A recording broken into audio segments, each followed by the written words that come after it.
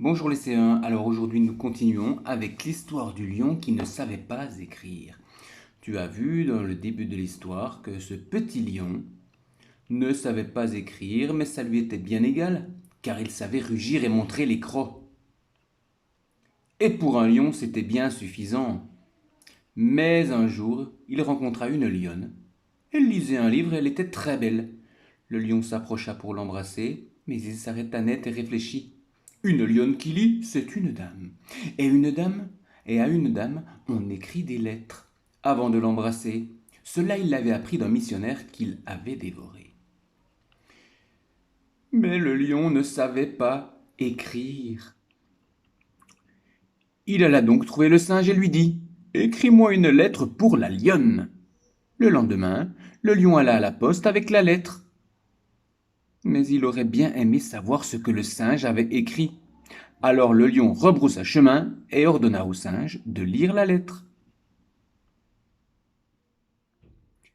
Le singe obéit. Très cher ami, voulez-vous grimper avec moi dans les arbres? J'ai cueilli des bananes. Miam, on va se régaler. Bise le lion. Mais non, rugit le lion, jamais je n'écrirai une chose pareille. Et le lion déchira la lettre. Puis le lion descendit vers le fleuve. L'hippopotame devait lui écrire une autre lettre. Le lendemain, le lion alla à la poste avec la lettre. Mais il aurait bien aimé savoir ce que l'hippopotame avait écrit. Il rebroussa chemin et l'hippopotame lut la lettre. Très cher ami, voulez-vous patauger avec moi dans le fleuve et brouter des algues? Miam, on va se régaler. Bise le lion. Mais non, rugit le lion, jamais je n'écrirai une chose pareille. Voilà l'histoire. Et nous allons continuer donc à voir l'histoire du lion qui ne savait pas écrire. Rappelle-toi la dernière fois, tu avais travaillé avec une fiche d'exercice qui t'obligeait à chercher un petit peu et à comprendre ce qu'il se passait au début de l'histoire, notamment avec le singe. Et continuons cette fois-ci. Alors, pour le premier exercice, comme tu le vois, tu vas devoir remettre, remets les mots dans le bon ordre. Je te souligne tantôt ici. Remets les mots dans le bon ordre. Alors, je vais l'effacer puisqu'en plus ce n'est pas très propre. Remets les mots dans le bon ordre pour former une phrase. Tu vas avoir une phrase. Rappelle-toi qu'une phrase commence toujours par une majuscule, se termine toujours par un point et a du sens. Tu vois qu'ici il y a un point et qu'ici il y a une majuscule. Donc cela t'aide et te donne des indices pour savoir déjà quelle sera la première étiquette de la phrase et la dernière. Tu as donc les mots va, la poste, à, le lion.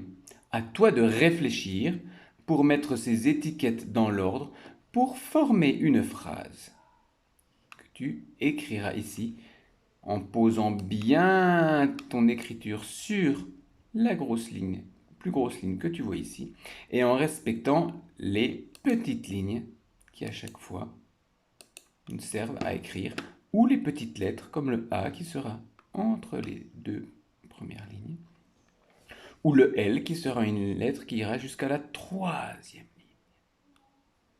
Et le P, par exemple, qui pourra aller, le P, rappelle-toi le P en cursive, qui ira jusqu'à deux lignes en bas et qui sera bien posé sur cette ligne. Voilà. Alors, tu vas pouvoir réaliser cet exercice et passons au numéro 2 où tu vas essayer, tu vas relier, tu vas déjà lire ces phrases et tu vas relier les phrases qui correspondent à chaque personnage. Tu vois ici le personnage de l'hippopotame. Nous avons l'hippopotame ici et nous avons le lion ici. Tu as deux phrases. Relis les phrases avec le personnage qui dit cette phrase. Voulez-vous patauger avec moi? Relis cette phrase à l'hippopotame ou au lion. Relis cette phrase avec la personne qui dit cette phrase. Jamais je n'écrirai une chose pareille. Même chose. Relis cette phrase avec le personnage qui dit cette phrase. Voulez-vous patauger avec moi? Patauger, c'est aller dans l'eau. Et puis, jamais je n'écrirai une chose pareille. Pour l'exercice numéro 3, tu vas numéroter les phrases. Numéroter, ça veut dire écrire un numéro. Tu vois, ici, il y a des cases. Il y a 1, 2, 3, 4, 5 cases. Écris les nombres de 1 à 5 pour écrire, pour remettre l'histoire dans le bon ordre. Numérote les phrases pour remettre l'histoire dans le bon ordre. Alors, à toi, je ne vais pas te donner la solution, mais on va lire ensemble les phrases et toi, essaye de remettre ces phrases en ordre pour raconter l'histoire. Première phrase. L'hippopotame écrit la lettre. Deuxième phrase. Le lion descend vers le fleuve. Je te rappelle que le fleuve, c'est une grosse rivière. Le singe lit la lettre. Le lion va à la poste. Je te rappelle également que la poste, c'est l'endroit, comme le magasin, l'entreprise, où tu vas poser les lettres que tu veux envoyer. Donc, où tu vas chercher les lettres qui te sont arrivées à la poste. Et l'hippopotame lit la lettre. L'hippopotame écrit la lettre. Le lion descend vers le fleuve. Le singe lit la lettre. Le lion va à la poste et l'hippopotame lit la lettre. À ton tour, numérote. Alors je peux t'aider en te donnant la première phrase sera celle-ci. Elle termine un petit peu l'histoire de la lettre avec le singe et les autres phrases vont raconter l'histoire du lion et de l'hippopotame. Donc la première phrase sera « Le singe lit la lettre ». À toi de trouver la deuxième, la troisième, la quatrième et la cinquième phrase pour remettre l'histoire dans l'ordre. Pour terminer cette fiche d'exercice, l'exercice numéro 4, où il suffit de répondre par une phrase. Nous allons lire ensemble la question et à ton tour, tu pourras répondre à la question. Nous voyons que c'est une question parce qu'il y a un point d'interrogation. Et quand il y a une question, il y aura une réponse. Alors, je te rappelle que tu vas répondre par une phrase. Donc, tu commenceras par une majuscule et tu termineras par un point. Et tu feras attention à bien écrire les mots sur la ligne en les séparant par un espace. Je te lis la question. Pourquoi la lettre écrite par l'hippopotame ne convient pas? Ne convient pas, ça veut dire qu'il ne va pas. Pourquoi cette lettre ne va pas au lion? Pourquoi le lion n'est pas content de cette lettre?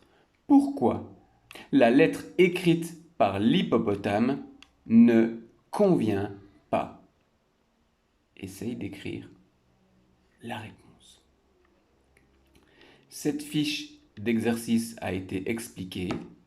À ton tour de la réaliser. Alors, pense bien à bien lire les questions, les consignes avant chaque exercice. Et ne va pas trop vite. Applique-toi pour écrire en respectant, bien sûr, les lignes et la taille des lettres. On se retrouve bientôt pour la suite de l'histoire du lion qui ne savait pas écrire et qui rencontre de nombreux personnages. Pour l'instant, nous avons vu, rappelle-toi, le singe et l'hippopotame. Et nous verrons qu'il y aura encore d'autres personnages pour cette histoire très drôle. À bientôt pour la suite de cette histoire.